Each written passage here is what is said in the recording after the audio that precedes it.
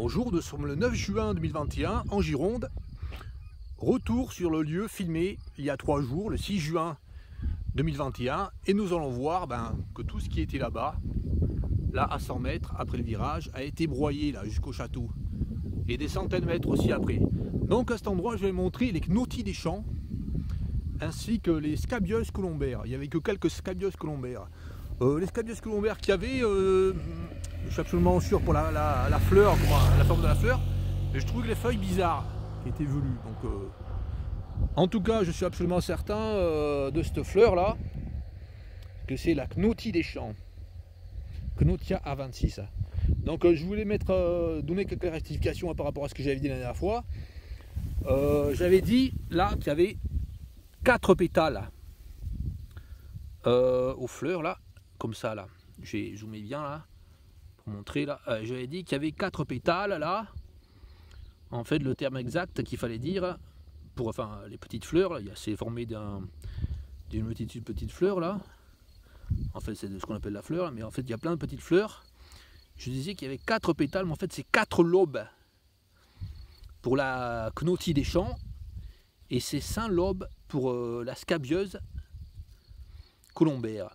Donc, ouais, parce qu'on ne peut pas avoir 4 pétales pour l'une et 5 pétales pour l'autre, étant donné que ce sont des fleurs proches génétiquement. Donc là, c'est des lobes. Donc là, il y a 4 lobes pour la cnottie des champs. Ensuite, ce que je voulais dire, cette partie là qui forme une espèce de toile là derrière, c'est pas ce que j'avais dit là, c'est pas les sépales. J'ai hésité, je sais pas certain de moi, mais c'est pas les sépales là. Ce sont les folioles de l'involucre. Alors là, pour la cnottie des champs, les folioles de l'involucre, on peut voir qu'elles sont longues, elles sont larges, je veux dire, triangulaires, larges. Et pour la scabieuse colombaire, les folioles de l'involucre sont très fines et des fois dépassent là de la fleur là, comme ça là. Donc là, ça c'est la cnottie des champs dans le diamètre de la fleur, de la corolle, de l'inflorescence plutôt là, fait 4 cm, alors que l'autre, la scabieuse colombaire, fait 2 à 3 cm, elle est plus petite. Donc là nous en avons plein là, qui sont en fleurs et qui vont fleurir, là je montre, là, elles vont fleurir, celle-là, là. Il y en a vraiment plein là, les parties sont vertes, les feuilles sont vertes et tout, donc elles vont fleurir. Donc tout ce qu'il y avait là-bas a été coupé, nous allons voir ça. Après je prends la voiture pour montrer. Ah ouais, là je vous montre un petit insecte, il peut être envolé. Quand j'ai fumé là, il y avait un nœud de mer vert, ouais je crois qu'il y avait un nœud de mer, mais c'est pas grave, on va voir des insectes encore. Donc là, il y en a encore là, je vous montre tout ce qu'il y a. Mais il y en avait plus là. L'an dernier, et le fait qu'ils aient broyé là très précocement, il y en a moins. Allez, allons voir plus loin. Donc là, il y a d'autres fleurs aussi, il y a les lotiers. C'est vraiment plein de fleurs qui permettent la vie, les papillons. Pour une chenille, je parle moi. Et pour le butinage, là, il y a un joli orchis pyramidal, ou Anacampte pyramidal. Là, encore. Ah ouais, un petit insecte encore là, sur la fleur là. Ah mince, c'est du vent là. Non, il fait chaud aujourd'hui, là il fait 26 degrés en soirée là. Bon, je vous montre, il y a plein d'insectes. Ouais, c'était quoi ça? Ah, c'était une araignée, une petite araignée, bon. J'ai pas loin, c'est pas un insecte, c'est une araignée, donc plein de vie. Là, les apiacées avec plein de ces punaises rayées là, les Graphosomes italiens. Non, je vais zoomer dessus là. Là, en vrai, je peux pas. Là, il y a, bon, les Graphosomes italiens hyper communs. Bon, ils sont où là? Ouais, c'est pas grave, vous connaissez le Graphosome italien, donc il y en a plein là. 2 cnottis des champs. Là, tout ça, ça va être broyé. Je vous montre ce que ça va être broyé. Là, le Sénéchon Jacob. Ouais, je pense que c'est le Sénéchon Jacob là. Là, des marguerites. Il n'y en a plus beaucoup de marguerites, hein. À force qu'ils fassent des broyages, là, maintenant, ça s'est simplifié, là, le bord de route. Allez, nous allons voir dans le virage comment c'est maintenant. Et là, je vous montre en passant tout ce qu'il y a. Là, il y en a plein là, de clôtis des champs. Donc c'est un secteur là sur plusieurs kilomètres de route, hein. Donc cette route là, petite route de campagne là, et après quelques routes qui bifurquent de chaque côté là. Il y a pas mal de ces clôtis des champs là. Voilà, avec des insectes, des petits coléoptères à chaque fois dessus, des hyménoptères, des diptères, toutes sortes d'insectes qui butinent.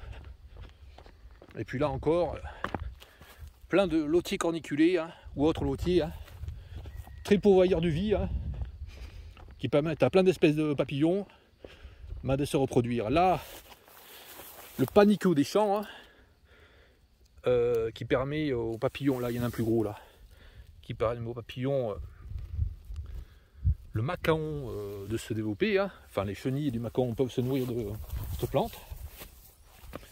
Et voilà l'endroit broyé. Là, donc là on peut dire, oh il y a un virage, oui bon. Mais là, ce qu'ils ont fait, c'est broyer partout, hein. Alors de ce côté c'est pareil là. Les scabieuses, il y en a partout, hein. Puis là ils ont arrêté là parce que ils font chaque jour une portion, là ils vont recommencer. Ils vont recommencer, là il y en a partout là, ces scabieuses du champ. Je suis vraiment. Voilà, ben on voit justement. C'est ça que je voulais montrer, cette partie là. Là on voit que. Ouais, on peut l'appeler la scabieuse des champs, ou on peut l'appeler aussi la knottie des champs. Donc, de ces knotties des champs ou scabieuses des champs, il y en a partout. Et là, nous voyons la partie, quand c'est en fruit, après là, ça fait des petits poils. Des petits poils verts. Ça, c'est la caractéristique de la knottie des champs. Là, nous voyons ce qu'il y avait. Là, ils se sont arrêtés là. Ils se sont arrêtés là, à cet endroit-là. Il y avait plein de trèfles comme ça, violets, très butinés, hein. Et là, ils ont fait ça, là, dans le virage, d'accord. Bon, mettons, pour la visibilité, bon, c'est des conneries, en fait, hein. Il faudrait que c'est une voiture qui fasse 50 cm d'auteur, hein, pour que ça gêne la visibilité, hein. Les plantes ne sont pas très hautes, hein. Et là, nous avons toute la partie que j'ai filmée, hein. Donc, le film du 6 juin 2021, il commence là. Vers là. Un peu plus loin, je vais montrer aussi qu'il commence. Là, il commence. Ouais, là. Peut-être que je commence à filmer un peu là, ouais, là. Là.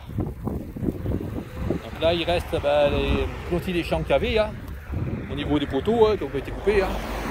Mais tout le reste a été broyé. Hein. Donc absolument tout là. Là, ça fait 1 mètre de la bordure là jusqu'au fond là. Et après, il y a 2 mètres en plus, à peu près 3 mètres. 3 mètres de bordure qui avait été broyé. Voilà, donc là, j'avais commencé surtout à filmer à partir de là. Donc là, il y avait des scabieuses colombaires. Quelques-unes là. Un petit peu là, des scabieuses colombaires. Et tout le reste de la distance, là, c'était des knotties des champs. Knotia arvensis. Donc ce sont des plantes de la famille des Caprifoliacées. Allez, on va voir plus loin. Donc là, il reste quelques silènes là qu'il y avait. Mais tout a été broyé. Hein. Allez, nous allons voir que nous sommes bien où j'avais filmé, hein, il y a 3 jours.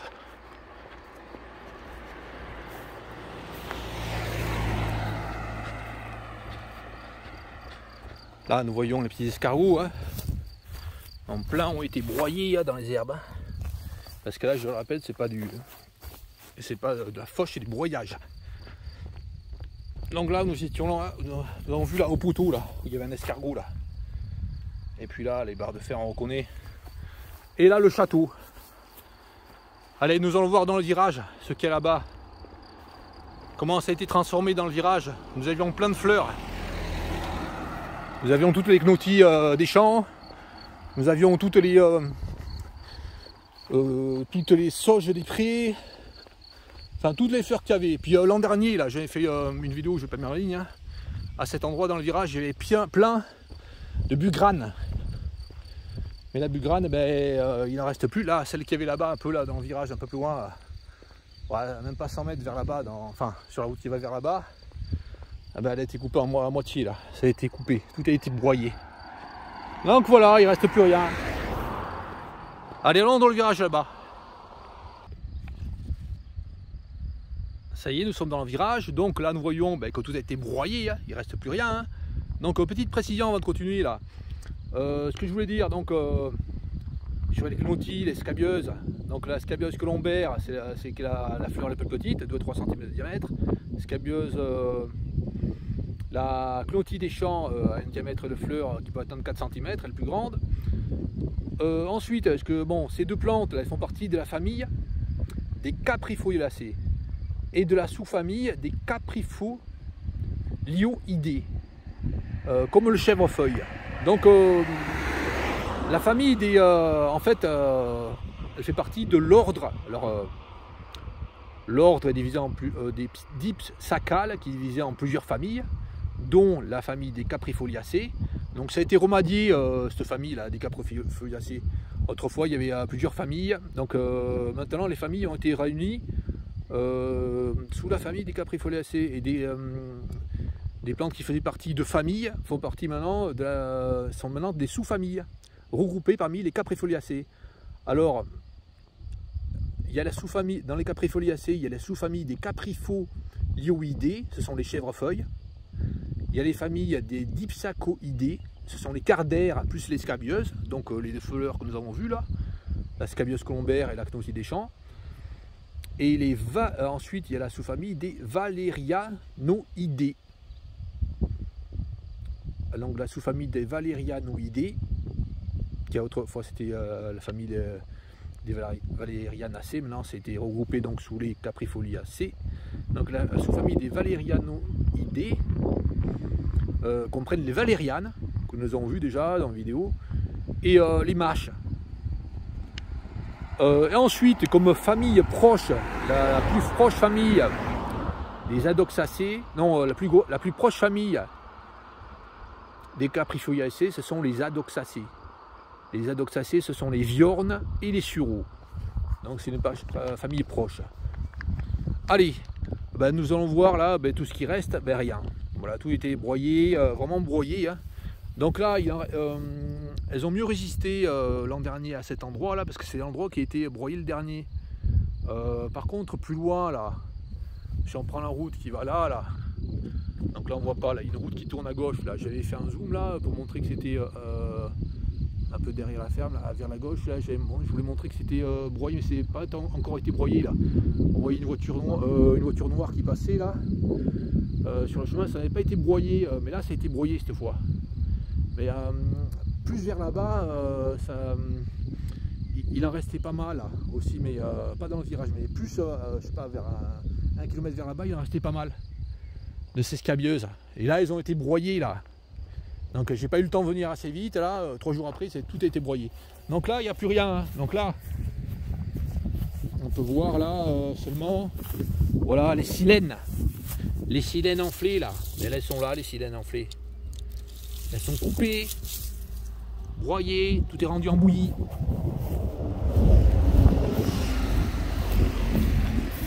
Allez, allons plus loin. Donc là, le petit triangle de 15 mètres sur 10, là, il a été broyé avant. Maintenant, ça a été broyé. Allez, on va voir plus loin. Là, de ce côté. Donc là, c'est broyé, non seulement broyé, mais c'est aussi raclé. Là, je montre que c'est raclé. Les racines des plantes sont enlevées des fois. Donc là, il y avait de la menthe et tout qui allait fleurir. Et puis aussi, ce qu'il y avait, c'était des eupatoires chanvrines qui allaient donner des fleurs hyper butinées, mais dans un mois environ, qui allaient donner des fleurs d'été hyper butinées. Et des fleurs qui allaient fleurir vraiment très longtemps. Donc là, tout ce qu'il y avait là également a été broyé pour rien, hein. C'était complètement débile là. Là, c'était une herbe assez basse qu'il y avait là. Il y avait des trèfles là, blancs, des lotiers corniculés. Là, il reste les lotiers là. Donc tout massacré, tout massacré. Là, de l'autre côté, il y avait beaucoup de marguerites là. On se souvient de ce qu'il y avait là. Là, ils ont coupé là sur les 2 mètres entre la route et puis la murette. Là, ils ont coupé 1 mètre seulement. Donc, et puis là, ce qu'ils font là, quand ils tombent sur des papiers, sur des polystyrènes, ils broient tout. Hein. Ils ramassent pas, ils broient. Allez, nous allons voir. Ouais. Là, il y a beaucoup. Il y a beaucoup d'orchidées qui ont été coupées là. Alors après, quand elles sont coupées comme ça, quand elles sont vertes, après elles repoussent moins bien l'année suivante. Hein. Là, il y en a un qui a été épargné là. Là, un acanthis pyramidalis là, qui a été épargné, mais d'autres qui étaient là ont été coupés. Hein.